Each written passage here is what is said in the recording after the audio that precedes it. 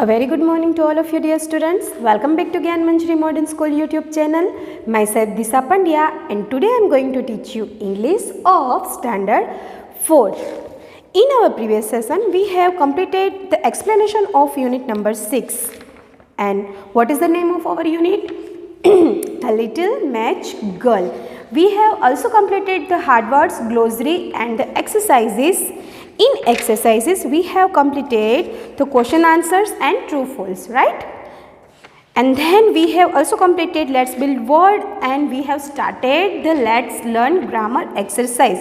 And in let's learn grammar exercise, we have completed question number 1, 2, 3 and 4.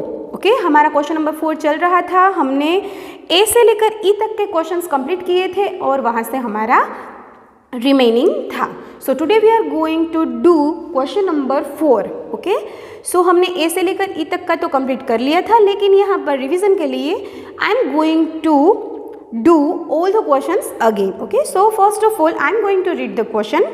Correct the mistakes in the following sentences. यहाँ पर आपको कुछ sentences दिए गए हैं जो कि प्रेजेंट टेंस में भी है एंड पास्ट टेंस में भी है. तो आपको सेंटेंस को देखकर उसके अंदर क्या आपको इम्प्रॉपर लग रहा है वो ढूंढकर उसको करेक्ट करना है and rewrite the sentences. Okay so first of all I am going to read question number A. I did not went to the circus. मैं सर्कस देखने के लिए जाने वाला नहीं हूँ.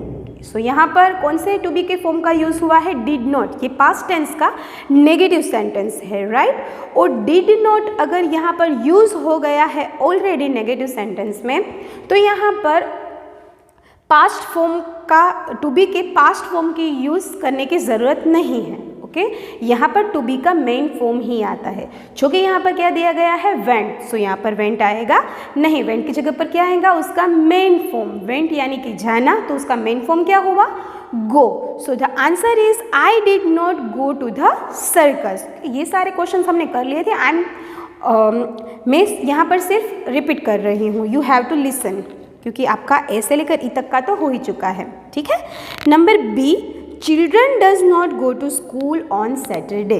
ओके चिल्ड्रन के साथ में यहाँ पर टू बी का फॉर्म डज यूज हुआ है. चिल्ड्रन सिंगुलर है या प्लूरल? चिल्ड्रन का सिंगुलर क्या होगा? चाइल्ड. और प्लूरल क्या हुआ? चिल्ड्रन. सो ऑलवेज सेंटेंस के अंदर डू एंड डज का जो रूल है वो क्या है? सिंगुलर के साथ में क्या आता है? डू. एंड प्लूरल के साथ में सिंगुलर के साथ में क्या आता है? डज. ओके एंड प्लूरल के साथ में डू. और सेंटेंस के अंदर आई, वी, यू एंड they के साथ में रहेगा do and he, she and it के साथ जो कि सिंगुलर फॉर्म में हो तो रहेगा डज. लेकिन यहाँ पर चिल्ड्रन के साथ में डज का यूज हुआ है जो इनकरेक्ट है. सो यहाँ पर क्या आएगा? Do. Children do not go to school on Saturday. This is the correct sentence. Now number C, Tara did not eat a banana for breakfast. Okay, question number एक ही तरह ही है. तारा did not, then past tense के past form का use हुआ है जहाँ पर main form ही आएगा. ate नहीं आएगा बल्कि eat आएगा. ठीक है. तारा did not eat a banana for breakfast. Next, Roger and Sasi does not brought class work copy. यहाँ पर भी डज नहीं आएगा. ओके डज की जगह पर आएगा have. Roger and Susie both are. यहाँ पर दोनों की बात हुई है जो कि प्लूरल हुआ. ठीक है. Roger and Susie have not brought class work copy. Then ई यहाँ तक का हमारा हुआ था. Ali did not slept last night. Did not के साथ में टू बी के मेन वर्ब का ही यूज होता है. स्लेप्ट का मेन वर्ब क्या होगा? Sleep. Ali did not sleep last night. Okay, so now we are going to start from the remaining question number F. ठीक है. You have to write beside the sentence. Okay, here I am going to write only answers. You have to write also answers in beside your questions. All right, so I am going to write question number F's answer. Here are only answer. So what is our question? I does not go for a swim.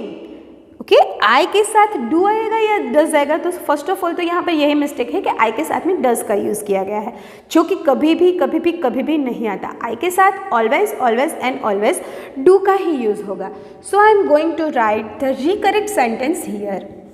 I do not then sleep. Slept की जगह पर क्या आएगा? Sleep. Sorry, I do not go. I do not go. I do not go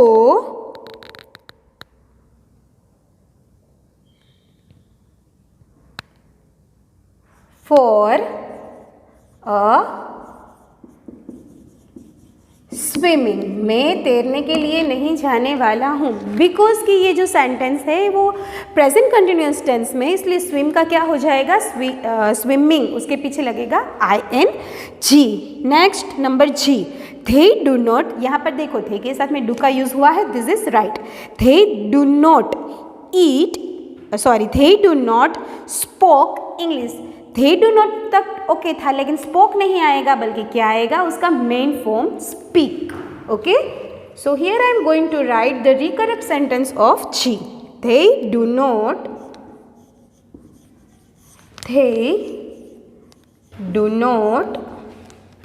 speak, SPAK English। They do not speak English. This is our right sentence. Now number H. Birds does not eat worms. देखिए यहाँ पर birds singular है या plural? Plural है, सो plural के साथ में does नहीं आएगा, बल्कि क्या आएगा? do। Birds do not eat worms. This is our right sentence. And then last number I. Watchmen do not sit awake in the night. Watchman रात भर जागा नहीं था। यहाँ पर watchman do not, watchman do not तक okay है। Okay, then set की जगह पर यहाँ पर हमें क्या लिखना है? Sit awake in the night, watchman. Okay, so हम लिखेंगे यहाँ पर sentence number I.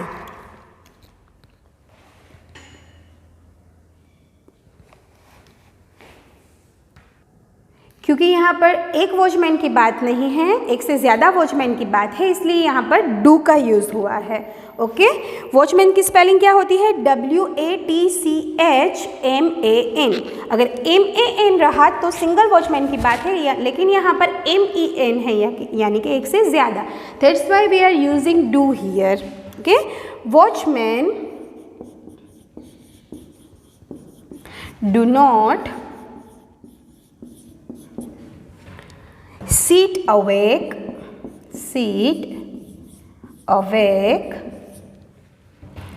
in the night. So here our question number 4 is complete. Please write these sentences in your term book. I am giving you some time to write this. Now we are moving forward to question number 5.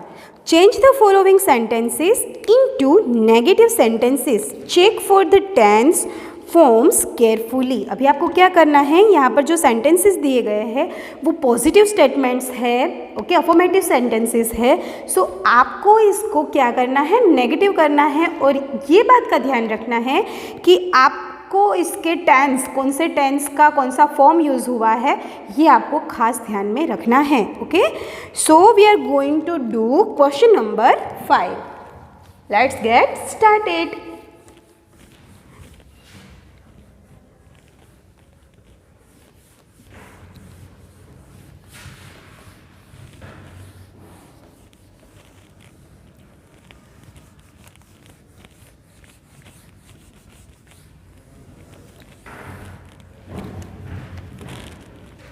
Question number 5 का ए है, The sun shines brightly in winter. The sun shines brightly in winter.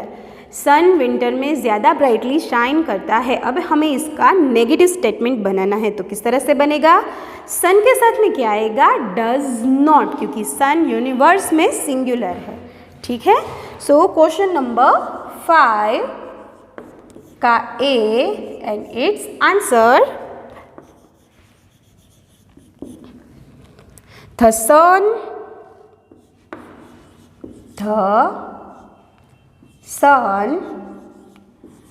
does not shines। Okay, तो यहाँ पर shine में से S निकल जाएगा, only shine.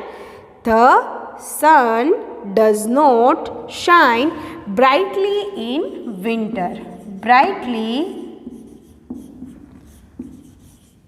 in,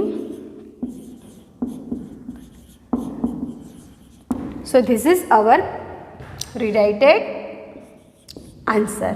Now number B, Azad bought a new pair of shoes। आज़ाद एक नई shoes की पेयर लेकर आया। अभी हमें इसका पास्ट बनाना है। पास्ट के अंदर, पास्ट टेंस के अंदर हमें इसका नेगेटिव स्टेटमेंट बनाना है, क्योंकि यहाँ पर हमारा जो वर्ड है बॉट वो कौन से टेंस में से है? पास्ट टेंस में से। ठीक है, तो अगर हम इसका नेगेटिव बनाएंगे तो डिड नॉट के साथ में उसका मेन फॉर्म यूज होगा। Azad did not buy a new pair of shoes। A new pair of shoes। Okay, now number C। छोटे छोटे हैंडराइटिंग निकालो और टर्म बुक में सेंटेंस के नीचे लिख लो। ठीक है, mother teachers maths in a primary school. यहाँ पर टीचर्स तो कौन से टेंस का हुआ? ये सिंपल प्रेजेंट टेंस का। तो टीचर्स अगर सिंपल प्रेजेंट टेंस में है और हमें इसका नेगेटिव बनाना है, सब्जेक्ट हमारा मदर सिंगुलर में है, तो उसके साथ में क्या आएगा? Does not teach. Okay, does not teach. Mother does not teach maths in a primary school। maths in a primary school। This is our rewritten sentence. Now number D, and what is it? I painted the walls of my room blue. मैंने अपने room की दीवारें blue colour की। यहाँ पर जो हमारा verb है वो क्या है? पेंटेड, जो कि पास्ट टेंस में से है। सो हमें यहाँ पर इसको नेगेटिव बनाने के लिए कौन सा टू बी का फॉर्म यूज़ करना है? Did not. डिड नॉट के साथ पेंटेड का main form paint. Okay, I did not paint. I did not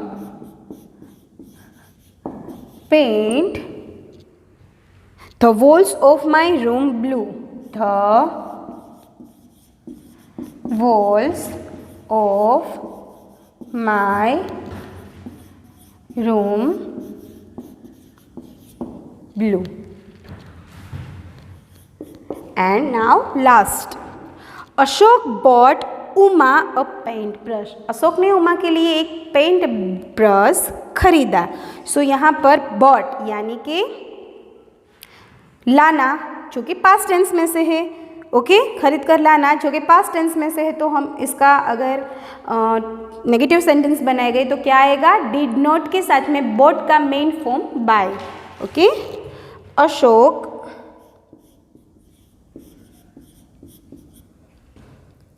did not buy Uma a paint brush। Uma a paint brush। Okay, so here our question number 5 is also completed. Please write down in your term book।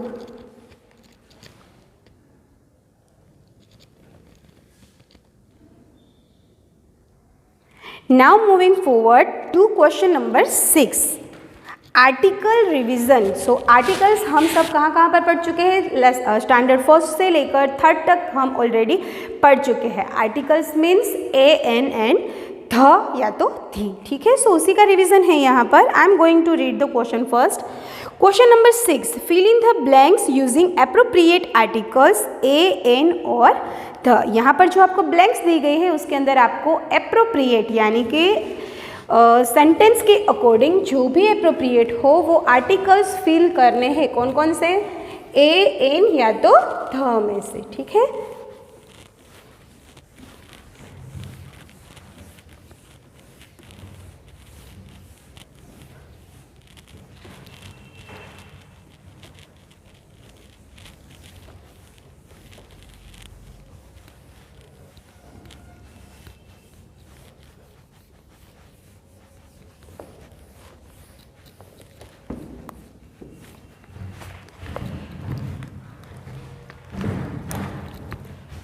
Question number 6 का first. I am going to write only answers.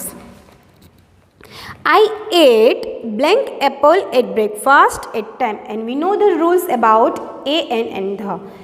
कोई भी हमें पहले तो ये पता लगाना है कि ए का यूज़ कब होगा एंड एन का यूज़ कब हो. दोनों का मीनिंग ए एन एंड ध का मतलब क्या होता है? एक.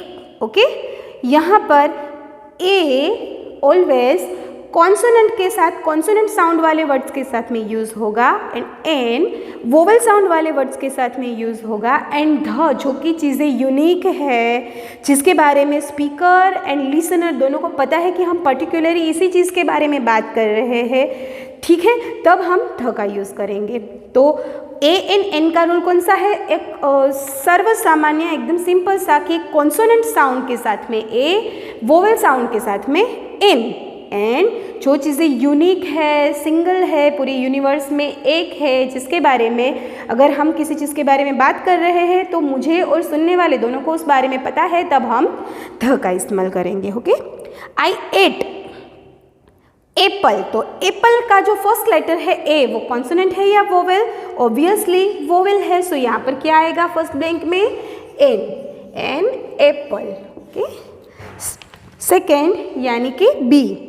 The girls has blank toy telephone. Girls के पास एक टॉय टेलीफोन है. तो टॉय का फर्स्ट लेटर टी जो कि कॉन्सोनेंट है, सो यहाँ पर आएगा a. Number 3. Blank tallest building in my neighbourhood is a clock tower. हमारे नेबरहुड में जो टॉलेस्ट बिल्डिंग है वो क्या है? क्लॉक टावर है. ध का इस्तेमाल यूजुअली सेंटेंस के स्टार्टिंग में होगा. यहाँ पर भी ये जो टॉल बिल्डिंग है उसके बारे में बात हो रही है पर्टिकुलरली, और लिसनर एंड स्पीकर दोनों को उसके बारे में पता है कि हम जिसके बारे में बात कर रहे हैं वो टॉल टावर वाली जो बिल्डिंग है वो क्लॉक टावर ही है. So here we can use the. Okay, number 4. Blank boy and blank dog were seen together. वो वाला लड़का और ये डॉग दोनों साथ में देखे गए थे. ये कोई किसी से बोल रहा है, जो कि देख कर बोल रहा है, पर्टिकुलरली उन्हीं दोनों चीज़ों के बारे में बोल रहा है, बॉय के बारे में, डॉग के बारे में. तो यहाँ पर भी फर्स्ट ब्लैंक में ध आएगा एंड सेकेंड ब्लैंक में भी ध ही आएगा. ठीक है, next. Have you seen blank elephant. क्या आपने कभी एक एलिफेंट देखा है? एलिफेंट का जो फर्स्ट लेटर ई है वो वोवेल है, so here N. Number 6. Taj Mahal is one of blank wonders of blank world. Taj Mahal unique है, पूरे वर्ल्ड में ताजमहल दूसरा है नहीं है ना, तो फिर ये यूनिक हुआ. ओके, सो यहाँ पर हम ताजमहल के साथ में क्या यूज़ करेंगे? ध. और पूरे वर्ल्ड में वो एक ही है, सो दोनों ब्लैंक में क्या रहेगा? The and the. Okay, right down question number 6 blanks in your term book. Then we are going to move forward to question number next on page number 47. Let's listen. Okay, मैं आपको यहाँ पर कुछ कहूँगी, आपको सुनना है, ठीक है। सो पहले हमें क्या करना है वो हम देख लेते हैं। Let's listen. Finding out a picture, describe. मैं आपको जो डिस्क्राइब करके यहाँ से बोलूँ उसको आपको सपोज करना है, इमेजिन करना है कि जिसके बारे में मैं आपको डिस्क्रिप्शन दे रही हूँ वो कौन है। लेट्स प्ले अ गेसिंग गेम। ये गेसिंग गेम है जहाँ पर आपको गैस करना है। Your teacher will read out the description of the following people. You have to guess the person who is being described. Tick right the picture that is being described. मैं यहाँ से आपको ओनली डिस्क्रिप्शन दूंगी, okay. पहले first picture में जो है उसका, फिर सेकंड पिक्चर में जो है उसका, एंड देन जो थर्ड पिक्चर में है उसका। आपको गेस करना है कि जिसका डिस्क्रिप्शन मैंने दिया वो कौन है, ठीक है। So I am going to describe this person, person number A, okay okay. I am a government servant. मैं एक गवर्नमेंट सर्वेंट हूँ। I am wearing khaki clothes. मैं खाकी क्लोथ्स पहनता हूँ। I deliver letters, okay. मैं डिलीवर्स करता हूँ क्या, letters. I delivers money orders too. मैं मनी ऑर्डर्स भी डिलीवर करता हूँ। एंड मैं पार्सल्स भी डिलीवर करता हूँ। I am also deliver parcels. Guess who am आई। ये वन काइंड ऑफ रिडल ही है, ठीक है, क्विज ही है वन काइंड ऑफ। आपको इसको सोल्व करना है, okay. Again I am going to repeat the description of this person. I am a government servant. I wear khaki clothes. I am going to deliver letters, parcels and money orders door to door, okay. Guess who am I. तो आपको guess करना है कि मैंने अभी आपको जिसका description दिया वो पर्सन कौन है। ये आपका होमवर्क है आज का, ठीक है। सो आपको अपने आप से ही ये डिस्क्रिप्शन को ध्यान में रखकर इसका नाम यहाँ पर नीचे जो बॉक्स लिखा है, ओके, उसके ऊपर राइट टिक करना है एंड ए लिखा है जहाँ पर, वहाँ पर उसका नाम लिखना है। Now number B, okay. So अभी जो बी के अंदर जो पिक्चर है उसका मैं डिस्क्रिप्शन आपको देती हूँ। My occupation is to teaching all of you, okay. My occupation is to teaching all of you. मेरा ऑक्यूपेशन क्या है, मैं क्या काम करती हूँ, आपको पढ़ाने का, okay. And I have always a chalk and a duster. मेरे पास ऑलवेज चौक, पेन या तो डस्टर रहता है। आई stand in front of the students. मैं स्टूडेंट्स के सामने खड़ी रहती हूँ। गैस हु एम आई। पता लगाओ कि मैं कौन हूँ, ठीक है। अभी मैंने जो डिस्क्रिप्शन दिया उसके बारे में भी आपको बताना है कि ये डिस्क्रिप्शन कौन से ऑक्यूपेशन वाले पर्सन का है, ठीक है। Again I am going to repeat B person का description. My occupation is to teaching all of you. I have always been duster, chalk and pens. I stand in front all of the students, okay. And guess who am I. Now number C, okay. I am a driver of rail transport. मैं rail transport का driver हूँ। I drive train. मैं train drive करता हूँ, okay. And I am the person who managing the engine of the train. I am the person who managing the engine of the train. Okay, again I am going to repeat the description of this person. I am a driver of rail transport. मैं rail transport का driver हूँ. Rail transport means क्या, ये आपको guess करना है. Okay, I drive a train. मैं train drive करता हूँ. And I manage the engine of the rail transport, या तो ट्रेन में रेल ट्रांसपोर्ट का इंजन मेंटेन करता हूँ. गैस हू एम आई. पता लगाओ कि मैं कौन हूँ. इन तीनों के बारे में आपको पता लगाना है. So here our lesson number 6 is completed. Okay, so यहाँ पर लेट्स लिसन का जो टास्क है वो आपका होमवर्क रहेगा. उसके बारे में आपको पता लगाना है कि वो तीनों लोग कौन है. Okay students, we have completed lesson number 6 with its exercise. Now we are moving forward to a new lesson keeping a promise, lesson number 7, keeping a promise, on your page number 49.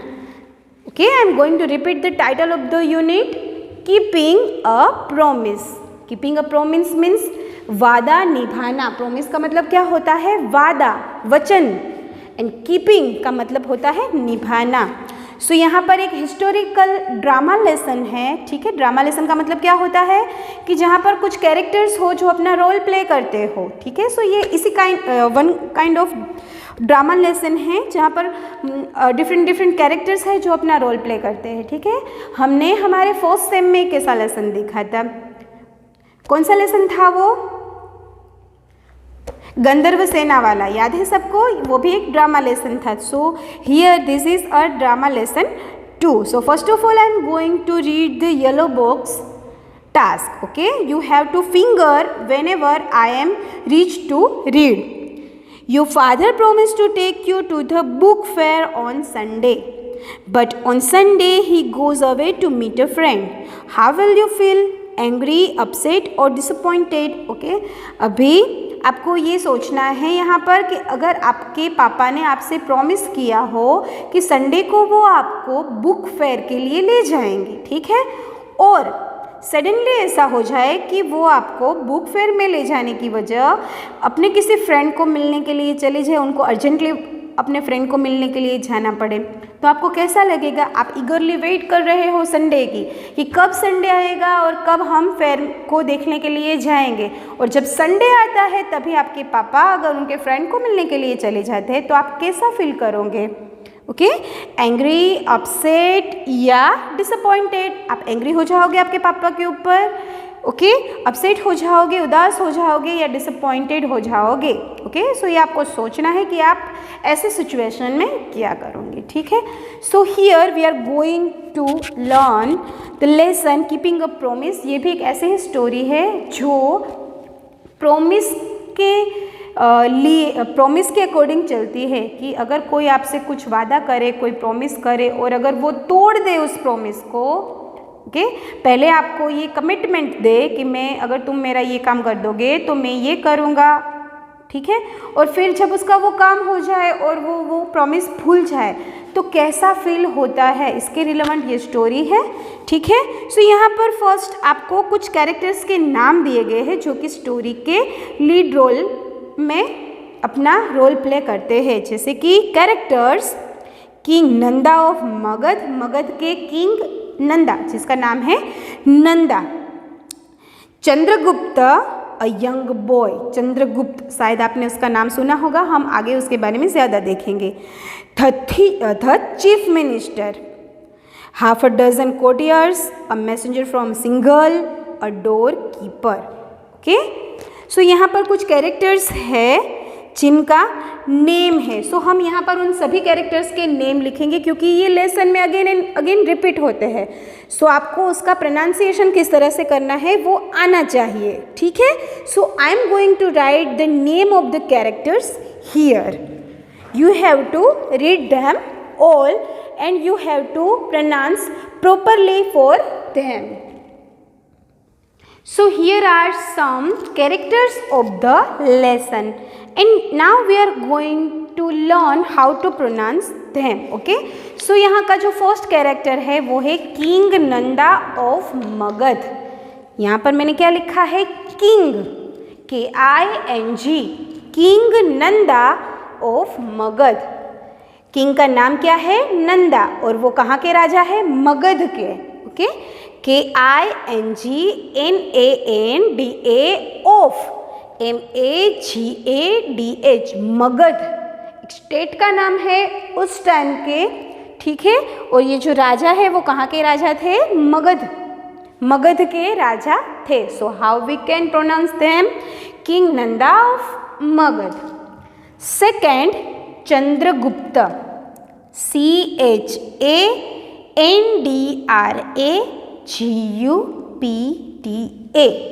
CHANDRAGUPTA, Chandragupta. Okay, so मैं पहले आपको चंद्रगुप्त के बारे में basic information दे दूँ. चंद्रगुप्त हमारे देश में जो कोई भी किंग पहले के टाइम में हो चुके हैं, उसमें बहुत ही क्रांतिकारी, बहुत ही महान एक किंग थे, ठीक है। लेकिन यहाँ पर ये जो चंद्रगुप्त है वो राजा बन चुके चंद्रगुप्त के बारे में नहीं है, वो तो बहुत ही लंबी स्टोरी है।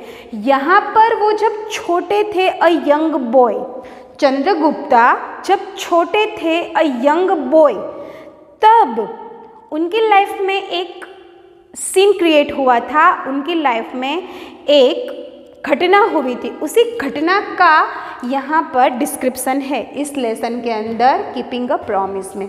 यहाँ पर जो हमारा कैरेक्टर है चंद्रगुप्त, वो एक यंग बॉय है, आगे जाकर वो मगध का बहुत ही बड़ा सम्राट बनता है, बहुत ही बड़ा किंग बनता है। लेकिन ये स्टोरी हमें अभी यहाँ पर नहीं देखनी है, यहाँ पर हमें सिर्फ जो एक इंसिडेंट होता है उसके बारे में देखना है। So here we can pronounce Chandragupta, okay. Then the chief minister, ये जो राजा है किंग नंदा ऑफ मगध, उसके राज्य के, उसके किंगडम के जो मिनिस्टर है वो द चीफ मिनिस्टर। उनका कोई नाम नहीं दिया गया है यहाँ पर, आपको सिर्फ इतना ही याद रखना है कि ये जो चीफ मिनिस्टर है वो कहाँ के है, मगध के किंगडम के, ठीक है। And then a messenger from Singhal, a messenger from Singhal, SINGHAL, Singhal, ये भी एक स्टेट का नेम है जो उस टाइम पर था, वहाँ का एक मैसेंजर। मैसेंजर मीन्स पहले के टाइम में क्या था, फ़ोन नहीं थे, टेलीफोन्स नहीं थे, मोबाइल फ़ोन्स नहीं थे, लेटर्स नहीं थे। तब क्या होता था, अगर किसी को कुछ मैसेज पहुंचाना है, किसी राजा को दूसरे राजा के पास कोई मैसेज पहुंचाना है, तो वो किस तरह से पहुंचाता था, वो एक आदमी को रखता था जिसको बोलते थे गुप्तचर, मैसेंजर, ठीक है। तो उसको वो अपना संदेशा बोलता था कि ये जाकर तुमको उसको बोलना है, फिर वो जो मैसेंजर है, मैसेज पहुंचाने वाला, वो वहाँ पर जाकर उसको डायरेक्टली मैसेज सेंड करता था। तो स्टोरी के अंदर सिंघल स्टेट में से मगध स्टेट के लिए एक मैसेंजर आता है कुछ मैसेज लेकर, ठीक है। सो उसका डिस्क्रिप्शन है चंद्रगुप्त मौर्य।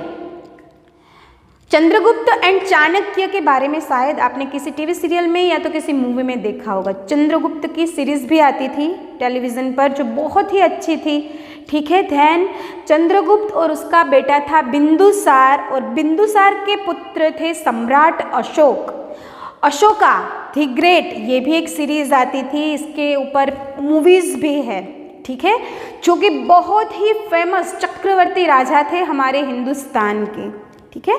तो चंद्रगुप्त मौर्य जो है उन्होंने मौर्य वंश की स्थापना की थी, ओके।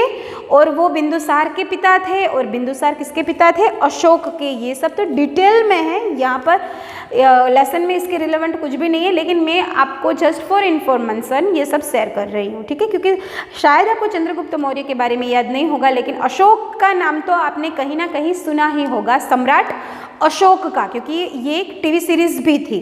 तो ये जो चंद्रगुप्त है वो सम्राट अशोक के दादाजी थे, ठीक है, जिन्होंने चक्रवर्ती शासन शुरू किया था हमारे देश का, और बहुत ही अच्छे राजा थे, बहुत ही भले राजा थे।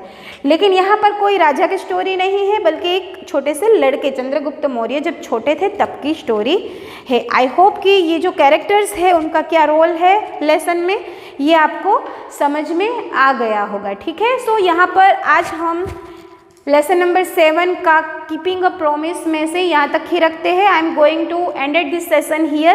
इन our next session I am going to explain all the story to all of you. बहुत ही अच्छी स्टोरी है, बहुत ही मज़ेदार स्टोरी है, बहुत ही इंस्पिरेशनल स्टोरी है, आपको बहुत ही अच्छा लगेगा, ठीक है।